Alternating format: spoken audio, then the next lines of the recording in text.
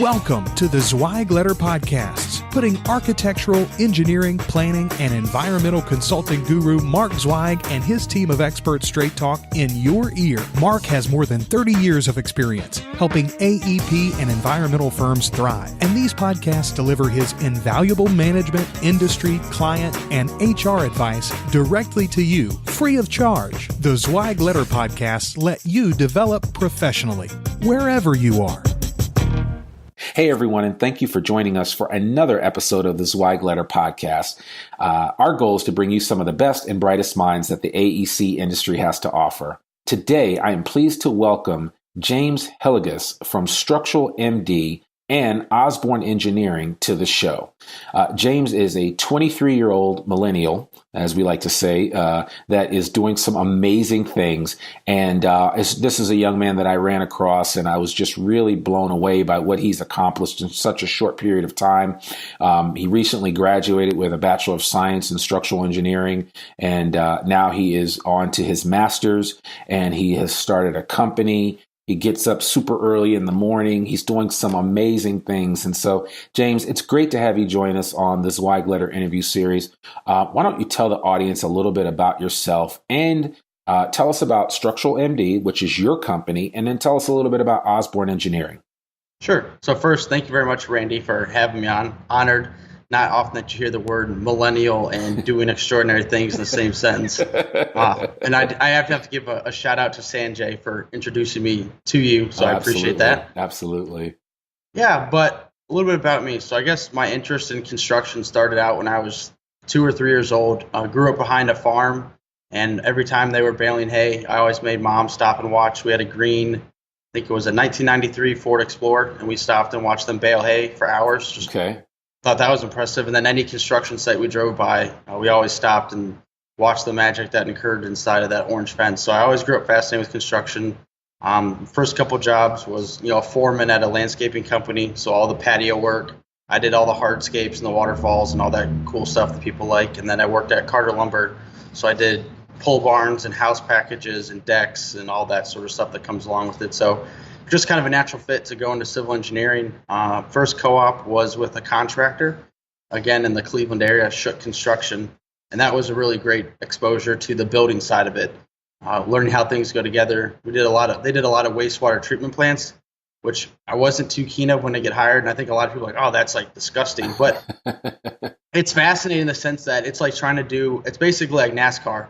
Like you have to change the tires on the car without stopping the car, because you can shut down parts of the plant, but you can't shut down the whole thing. Right. So there's a lot of logistics. So that was really fascinating. And it always incorporated basically everything, mechanical, all the water and all the electrical. And they were all getting updated because obviously it was in Cleveland and their stuff's old. So they were getting updated 21st century. And then after that, I was introduced to Osborne Engineering through a couple of the executives at Shook, just because I wanted to try out the design side. And I was hired by Osborne Engineering in 2015 as a co-op, and have stayed on ever since. Wow. Love the company. Yeah. So they've grown a lot since I came along. So now I'm like an older person, quote unquote, at Osborne, just because I've been here for 2 years relative to a lot of the new hires I've had. But yeah, they do a lot of cool stuff, a lot of sports stadiums. Like we have the old drawings to the Yankee Stadium in Fenway. Oh, okay. So those are the original construction drawings, and those are kind of got to be worth some money somewhere to somebody. I'm sure. Whatever you can share, what interesting projects are you guys currently working on as a company? Yeah, sure. So one of the big ones we're doing right now is we inspected all of the catenary poles for the RTA in Cleveland. Okay. And those are the poles that hold up to utility lines. So that's been my main project. My first project with them was Public Square in downtown Cleveland, which was really, really cool. That was basically transforming the middle of Cleveland into kind of a Central Park-ish type feel. Mm-hmm. So that was our project. It was basically, part of it was with the sewer district and helping with, dealing with stormwater and trying to make green spaces in the city, kind of rerouting traffic a little bit to, make it more pedestrian friendly. Yep. And it was really fascinating just because the above ground, it looks beautiful, but below ground, the utilities were kind of a nightmare when this project started. So everybody and anybody that had a utility that you could ever think of, from the simple like AT&T and the First Energy all the way up through FBI and CIA, having stuff. So there was times where the FBI was out there to make sure that stuff wasn't tampered with their lines. So that was a very fascinating project. Yeah, you can't mess with the lines of the FBI at all. So yeah, that's awesome. So tell me a little bit about how you've been able to kind of manage your time at Osborne with Structural MD, and tell us a little bit about Structural MD and what you've been doing there. Sure. So Structural MD is basically what I do. So I started doing 3D printing for people. So 3D printing is my graduate thesis.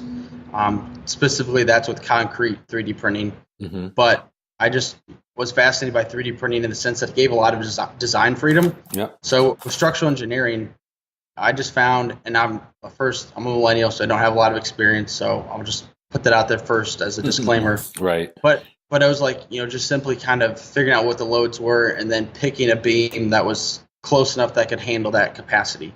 There wasn't a whole lot of design freedom, and 3D printing just kind of gave that design freedom. Yeah. Like pretty much anything I can think of, I can draw. So I just started doing that for people on the side, and that's kind of evolved from there. And that's been led into drones and other things of that nature. Yeah, I saw, because I follow you on Instagram, I saw your account. You posted some information on some of the 3D casting that you've done. I thought it was really interesting. I'll have to put a link up on our show notes for this particular show so that people can kind of take a look at some of your handiwork and what you've done.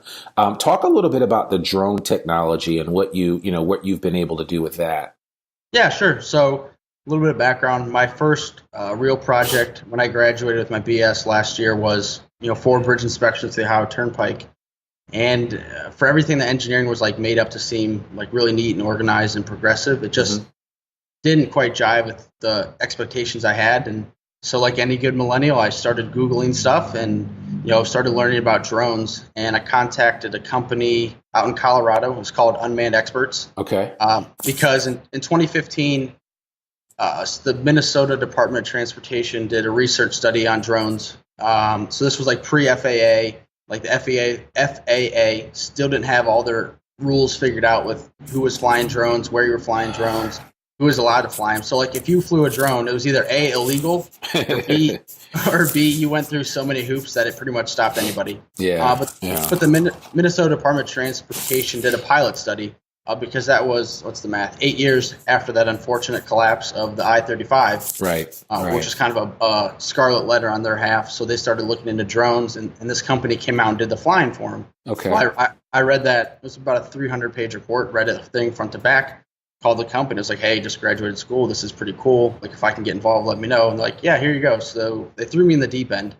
And they just started sending me videos and photos of, they were doing railroad bridges in the Northeast. And I just started analyzing the photos and going through and marking them up, beta testing a lot of software for them. So I really just learned about the industry kind of by fire from that standpoint. Wow, that's exciting. Yeah, I remember that bridge failure in Minnesota. It was a big deal, and I mean there was loss of life, and I would imagine that's got to be a structural engineer's worst nightmare. And anytime that you can come up with technology that can help to avoid something like that in the future, I think it's huge. So you certainly are to be applauded, least of which is the fact that you picked up this manual and you read it, but then you also followed up with them, took initiative, and reached out to them to see if there was anything that you could do, because not only is it going to help them, but it also will help further you along in your career just from an understanding standpoint. So, man, that's kudos to you for doing that and taking that kind of initiative. That's really great. So tell me a little bit about what do you think you're going to be able to do with Structural MD? So, well, obviously I can't do a lot of quote unquote professional engineering because I'm not a PE. Right. So but going back to Unmanned Experts real quick, all my work was reviewed by, PEs. So all my reports are reviewed by them. But what I want to do is we're currently building a software platform and a drone for bridge inspections. Okay. So a lot of the drones out there, they're commercial.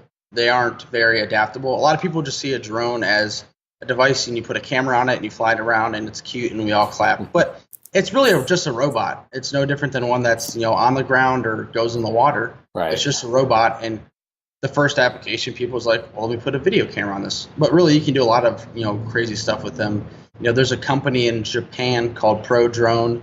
and they basically put two mechanical claws on the drone, kind of like what you see at those the little kids, stuffed animal games at the arcade. You try and pull out a stuffed animal. Yeah. So it's basically that, and they've just been throwing crap at a wall and seeing what sticks with those mechanical claws, and that's kind of what we're working with. Building an actual platform and then building software that takes in the data, because really at the end of the day, the drone just collects data for us, which is awesome. It's really the software that makes them powerful, because at the end of the day, it's again just a flying machine with an SD card and a video camera or whatever attachment or payload you put on it. Yeah. It's the software and the analysis that makes them the really powerful part. Yeah, I can only imagine that very soon you'll be able to put some type of scanning device on a drone that will be able to go and scan effectively for failure points and things of that nature, and stress tests and visual stress tests to determine if a structure is sound or not. So yes. Yeah, so that's awesome, man. Well, I'm excited to hear that. And again, that's one of the reasons why I wanted to get you on this podcast, is because, as a recruiter, and that's what I do, executive search, and we work, and I've worked in this industry for a good part of the last 3 decades.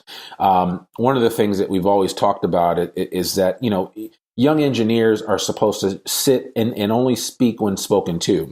And certainly I guess you've kind of taken that and put it on its side and said, you're going to do something a little differently, as I'm sure some of your peers have done coming out of school. But part of the reason why I wanted to bring you on was because I wanted to give, firm owners and others that are out there hiring young people like yourself in the engineering space and the architectural space, just a glimpse into the mind of a millennial.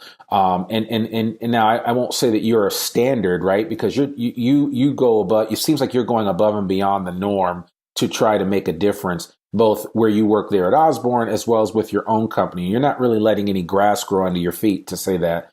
But my question would simply be, tell us a little bit about your mindset coming out of school. I mean, why you got into engineering in the first place, and ultimately what you hope to accomplish, because I think your experiences now are going to speak volumes in the future. And I think it would be helpful for firms to kind of hear from somebody like yourself if they want to attract people like a James Hillegas to come and work at their firm. Yeah, so that's a lot of questions to answer. So I guess attracting millennials, I guess one of the biggest problems, I guess one of the biggest challenges is the 9-to-5 workday is kind of set up back in the old days. So, when 1960s or 50s, when you had to be tied to a wall with a telephone or you weren't as mobile, that made sense, because It's basically like scheduling a meeting. Like, everybody will be available between such and such time at, XYZ number. Right. Perfect. That makes total sense. Well, today it's a little bit different. Yeah. You can be answering business calls in the bathroom on an airplane 30,000 feet in the air. You can, as long as you got a cell phone connection, you're really available 24/7, 365. Right. So the rules kind of haven't changed with the times. And that's one of the bigger things, is like, you can get emails at 3 a.m. that someone might expect you to answer. Right. So I guess it seems like the companies try and treat everyone the same. Maybe someone isn't motivated by getting an extra $10,000. Maybe they would like an extra week of vacation instead of, a raise. So it's trying to understand what motivates the person. Because me at 23, I'll be honest, I'm personally motivated by money. I would like a Ferrari. I'm just gonna put it out there. So. Yeah. But if I'm like 30 and I have a family or something, then that might be a little bit different. I might be more motivated by time off from work or things of that nature. And it's trying to understand and dissect that person versus trying to treat everyone as a blanket scenario. Yeah, and that's a good point. I didn't mean to throw so many questions at you. I just really wanted you to, there's a number of things I'd love to hear from you in reference to this issue. But you certainly pointed out what's important to you now versus what will be important to you later. And I think we all change over time. And I was the same way when I was your age, so I totally get that, and that's definitely helpful. What have you talked about with your peers with regard to going to work for engineering or design firms? I mean, what has been your biggest takeaway, and what is the normal refrain that you hear from some of your peers about getting into the workforce and dealing with a lot of the firms that are out there? What do you mean by refrain? Like what do we discuss? What do you discuss, and what's the constant, what is the I guess the easiest way to put it is, what do you hear over and over again from your peers when they go out and interview at different firms and their interactions with those firms? And I'm just curious to hear what you guys talk about. Sure. A lot of it has to do with culture. So that's become like a really big thing. I think it was either like, the Facebook movie or the movie on Google, kind of showing that culture. And I think a lot of older companies, this doesn't even just go for AEC, this just goes for companies in general. They tried to mirror that image of that Google atmosphere in their company. And they it seems like they just put a Band-Aid on it. Like they put in a smoothie bar or a foosball table, and they really didn't include the culture that was there. So I think a lot of people do speak of the culture of the place that they work and the people that they work for. The two biggest things are obviously, because most of my peers are co-ops, they either talk about the pay of the company or the culture that comes as a part of being in that company. Yeah. Which one would you say is the most important? I think culture. Yeah, culture. And the pay will come if you like where you work. And that brings up another good point. So everyone's heard the fact that 90% of people hate their job or whatever the stat might be. And I don't think it's that people hate their job. I just think it's people hate either the culture or the structure that they're in. Yeah. In the sense that you're told what to wear, when to be there, and things of that nature. And that's why communism has never worked and will never work, because you take away the freedom of the people. And we take away, that's like the number one, like outside of needing like food, water, air, freedom's got to be like 4 or 5 on that list of just basic human needs. Right. And when you kind of put people in a box, you suffocate that freedom. And that's why people are like, oh, I want to be an entrepreneur. Yeah. But it's not easy. It's just that freedom or that concept of it's really sexy and attractive. Yeah, well, I like that. Well, I must say that you were the first person to mention the word communism on the Zweig Letter podcast, and there's a first for everything. So no, that's your point is well taken. I noticed that you have a hoodie on and a cool hat. Is that standard dress code there at Osborne? And if so, I mean, I need to sign up and get an application in. So. No, this is a Friday off attire. Oh, okay. I got you. Do you guys now? I notice there's not many people around. Is there? Do they do half day Fridays, or do they do a special work schedule? So they do the 980. Oh, so okay. Every other Friday is a Friday off. Oh, nice. So how do you like that? That's really nice. Really helpful. Okay. Well, that's cool. So is today one of those Fridays off? Yep. So basically, you got a 3-day weekend every other week. Yes. Yeah, nice. I like that. Okay. Well, very cool. So, well, I mean, so you are obviously having, you're getting a taste of entrepreneurship, and you're getting a taste of working in a firm for an organization that you actually like. How would you rate the two? Or is it, in your mind, is your goal to kind of be able to have your cake and eat it too? Or do you ultimately want to, at some point in time, transition over to doing your own thing as opposed to working for somebody else? It kind of depends on where the software and the drone goes. Right now, obviously, I need a PE license, so that's kind of the forefront of focus. And obviously, I can't get that on my own, so I'll continue to work for someone else. But I'm not necessarily motivated by the title of like, oh, I'm the founder or the CEO. I just want the chance to like solve problems. I don't really care what my role is in that or what my title is in that. So if it's something I do on the side, which is something you can do nowadays with the internet, then great. And if it's something I can do within a company, I'll mazel tov and I'll be right on over. Okay. So how has Osborne, how has your current firm supported you with Structural MD? They've been great. Okay. I can't speak to the fact that, so when the whole thing started with this drone, I can't speak to the fact that they believed in it. Even the university I go to kind of laughed at the idea when I started it, because I asked for help, if a professor wanted to do it. I've done it all out of my bedroom at my parents' house.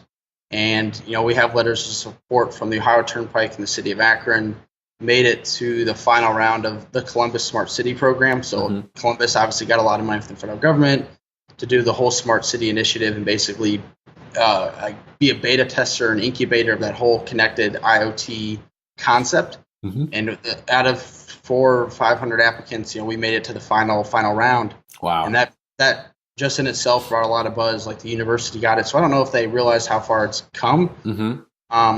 But I guess they haven't said anything negative against it. I've been very open with wanting to use drones at work. So right. Well, that's awesome. I mean, I applaud you for what you're doing, because you're kind of stepping out of what might be perceived as a comfort zone to try something different, even when you don't ultimately know what the outcome is. But I think you're already starting to get some acknowledgement that, hey, you're on the right track. This is definitely something viable. And at the end of the day, we'll see, where it leads and what it leads to. So.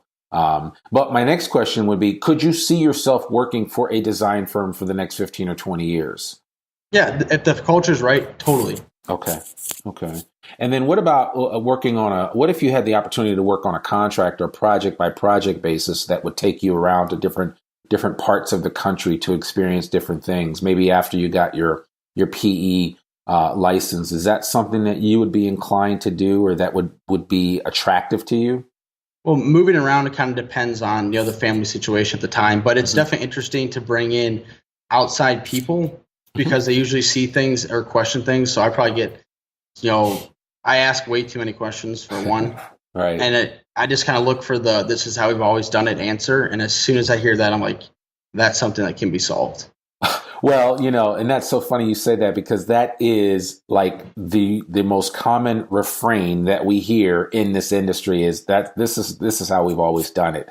And firms basically tell us, even as consultants, when we come into firms and try to walk them through ways to be more successful, one of the things they say is a lot of times, well, I'm not really sure, because this is how we've always done it and we've had some success with it. And I'm just like, sometimes you need to break things. No, and I definitely agree. And I think I just gave a speech on this week, actually. I think it's in part just due to the way the industry got structured. So this is my, I guess, more of an opinion, but, the industry is typically projects are won on, typically low bid basis. Right. So if you're going to have low bid, how do you have the low bid? Well, you have to perceive like very, very small amount of risk. So if there's a lot of risk, your price is probably going to be higher than the next guy. Right. And the way you have low risk is you don't question things, you don't innovate, and you just stay with what's tried and true. But at one point, that tried and true, somebody bit the bullet and tried doing a pre-stressed beam, or doing a certain span, or whatever the case might be. Somebody somewhere along the way had to be like, all right, I don't know if this is going to work, but hold my fingers, or cross my fingers, hold my breath, and let her go. That's funny. Yeah, no, you're absolutely right. And so, yeah, I definitely encourage not just you, but others out there that are listening to this, especially those of you that are between the ages of 18 and 30 or 18 and 35, is you got to continue to push the envelope, scratch where you're itching with regard to the things that you want to do in your career, and get out and try them. If nothing else, you don't want to be 50 years old and be James Hillegas saying, man, if only at 23 I had done X, or if only at 25 I had done Y. You're actually out there doing it. And so I certainly applaud you for that. And I'm sure. Now, have you rubbed off on some of your peers in school, or are they or a lot of them of the same mindset, do you think, or more of them looking and saying, look, I just want to get a good job and I don't want to worry about all that entrepreneurial stuff? Yeah, I definitely think I'm an outlier. I think after doing it for so many years, on social media, people obviously can see it. They've just, I don't want to say accepted it, but that's just kind of like the person I'm known as, is I guess doing a lot of things, and to each his own. Yeah. I don't aspire to push anyone to work the amount of hours I do or anything of that nature. But if you're complaining, then I'm just not going to listen, that type of thing. So if you have those ambitions, your actions have to back up your mouth. Yeah, exactly. So speaking of actions, I know you do a little lifting, and I've noticed that you put up some serious weight on a regular basis. Now, have you competed in powerlifting, or is it just something that you do just to release tension? Yes, I mean, I was the typical fat bullied kid. I was an engineer and a nerd before it was, I guess, cool. So thank you, Thank you to Mark Zuckerberg. He made being a nerd. He made being a nerd cool. No, but I do compete in powerlifting, and I do that on a pretty regular basis. It's a way to stay healthy. I guess working at a desk, my worst fears, being old and not being able to get out of my seat. So right. Sitting down for 10, 12, 14 hours a day, even that 3 hours or 2 hours or an hour of movement goes a long way. Okay. All right. Well, give us some of your stats, man. I mean, what do you bench? So last one was best all time was 265. Okay. Best deadlift was 480, and best squat was 385. Nice. Okay. Good. Yeah, I was listening to there was some talk about some of the guys in the combine for the NFL, and I guess one of the players had bench pressed two and a quarter 48 times, and I was just like, wow, it's just that is out of control. So, but you brought up an interesting point. I think that goes back to the internet, and I think people and kids are starting things younger and younger. Yeah. Whereas like you see something like, a crazy thing where like this kid, does a backflip at 3 and things of that nature. I think kids are just stumbling upon things that I don't think you or even I recognized at that age that even existed. Like I don't even think I knew weightlifting existed until my dad forced me in 8th grade to go to the YMCA. Like right. I don't think I had any clue that people ever worked out or things of that nature, or even a lot of other subjects though that you just don't realize, because unless it's either in your ecosystem or you happen to, chance of God, you just meet it. But now with the internet, you can just stumble upon it. I know, it's crazy. I mean, even I have a 12, a 10, and a 7-year-old, and my 12-year-old is really big into making videos on Musical.ly, and I would at his age I would have never been there. And he's actually really good. I mean, I watch his videos because they're hilarious, and he's actually pretty talented. And I can only imagine, what the world's going to be like for him in 8 years. When he's 20 or in 11 years when he's your age. I mean, man, it's going to be really interesting to see what happens. So, it's very, very cool. So what's on the horizon for James Hillegas? Where do you see yourself in the next 2 to 3 years? Sure. So obviously, hopefully finish up this master's degree in a semester. And I apologize, they're drilling next door. That's okay. Hey, we're a live podcast, so it's all good. Don't worry about it. So. So finish up the master's degree, continue to work at Osborne, probably move up to their Cleveland office, and work on getting the PE license, and then finish the development of our drone and beta version of the software for probably next summer testing. Okay, cool. So it sounds like you got things worked out. Wow, that's super awesome. Well, listen, man, I really appreciate you taking the time to give us some insight into the mind of a millennial. And again, I don't think that you are a normal millennial, but I do think that what you have to share is important. And I think that your experiences, and I'll be on the sidelines applauding you and watching as you continue to progress. And I'll certainly keep the listening audience updated on how you're doing, and people will be able to connect with you via our show notes and all that good stuff. So, if anybody wanted to follow you on Instagram, what's your Instagram ID? So it's JA and then my last name Hillegas _51. Okay, and that's HILLEGAS. You got it right. Okay, perfect. Well, listen, I want to do something. We're doing something a little different on this interview series, and we just want to learn a little bit more about who you are as an individual. And why don't you just have a little fun in the process? Why don't you, in between the noise, why don't you tell us what was the last book that you read? Last book that I read, it was How to Make an Algorithm. Oh, okay. All right, cool. Have you tried to make one since then? That's what we're using for the software when it comes to building the platform. It's called Easy Inspection for the drones and the bridge inspections. Okay. Well, I got something for you. There is on Netflix, there's a great documentary about algorithms. I don't know if you've seen it, but it's amazing. You should check it out when you get a chance. So. Oh, certainly. I will. Yeah, for sure. Where did you go on your last vacation, if you've taken one recently? Our last vacation was with a family to Holiday Valley in New York. Oh, nice. Skiing. Okay. So you like skiing? I absolutely love it. I can't wait for it to snow. Okay. Well, good. That's good for you. If you could binge watch one TV series, old or new, what would it be? I don't even know I don't even watch TV, but if I could watch one thing, old or new, what would it be? Whew. I don't even know if I know it's even on TV right now. Mythbusters. Okay, Mythbusters. Well, that says a lot about you then. That means because you're busy doing other things and living life. So that's exciting. Listen, James, I really appreciate you taking time out of your schedule to be with us on the Zweig Letter interview series. We really appreciate it. Thank you very much, Randy. I really appreciate the opportunity. Oh, no problem. Folks, I want to encourage you today to get a free subscription of Civil plus Structural Engineer magazine. And to sweeten the pot, we're doing something that we've never done before. And this is probably one of the first times that I'm announcing this. We are offering in a free subscription. Yes, you heard it right. A free subscription to the Zweig Letter, the electronic version.